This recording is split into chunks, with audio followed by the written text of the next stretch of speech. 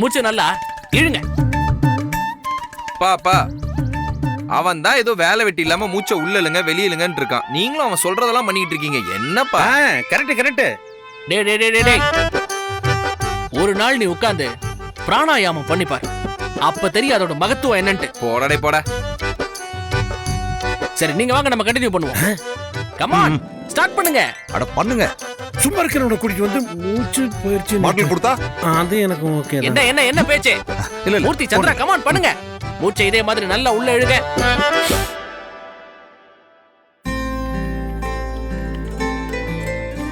பிரீத்தி aunty, நான் எழுதிருக்கிறது கரெக்டான்னு பாருங்க.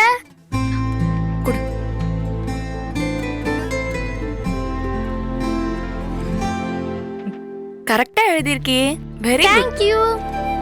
வேற ஏதாச்சும் வேர்ட் சொல்லுங்க, அதையும் நான் எழுதுறேன். சரி, ஹெலிகாப்டர்னு எழுது. பிக் வேர்டா சொல்லாதீங்க ஆண்டி, ஸ்மால் வேர்டா சொல்லுங்க. நீ எழுது, ஸ்பெல்லிங் தப்பா இருந்தா ஆண்டி கரெக்ட் பண்றேன். சரியா? சரி ஆண்டி. பிரீத்தி, இந்த டீ. தேங்க்ஸ்க்கா. சிவானி, இந்தா பால் குடி. மா சுடுதுமா, போய் ஆத்தி கொடு. முதல்ல ஆத்தி கொடுக்க சொல்வ, அப்புறம் ரொம்ப ஆறிடுச்சுன்னு திரும்பவும் சூடு பண்ண சொல்வ. இதான் வேலை எனக்கு. கரெக்டான சூடுல தான் இருக்கு, எடுத்து குடி. இந்தா.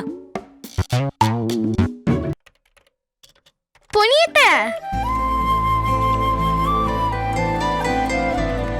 என்னது பொனியத்த? கிரீன் கலர்ல என்னமோ எடுத்துட்டு போறீங்க. இது ஜூஸ் இது? ஆமா, அரிகம்புல் ஜூஸ். அருகம்புல் ஜூஸா? அப்படின்னா விநாயகர் கோவில் போகும்போது அருகம்புல் மாலை வாங்கிட்டு போவோம்ல, அதோட ஜூஸ் தான் அது. ஓ, அதுல ஜூஸ் போட்டு குடிச்சா நல்லா இருக்குமா?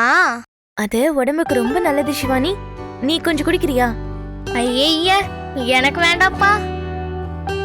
ஆமா, யாருக்காக எடுத்துட்டு போறீங்க? கார்த்திக்கு தான். பொன்னி, அப்பா சக்தி எல்லாம் மேலதான் இருக்காங்க, அவங்களுக்கும் சேர்த்து தானே எடுத்துட்டு போறேன். அவங்களுக்கு டீ எடுத்துட்டு போறேன்க்கா. சக்திக்கும் மாமாவுக்கும் இதை குடிச்சு பழக்கம் கிடையாதுல்ல, அவங்க இதை குடிக்கவும் மாட்டாங்க. அதனாலதான் கார்த்திக்கும் எனக்கும் மட்டும் அருகம்புல் ஜூஸ் எடுத்துட்டு போறேன். சரி பொன்னி. சரிக்கா, இது வரேன். குடி. சரி.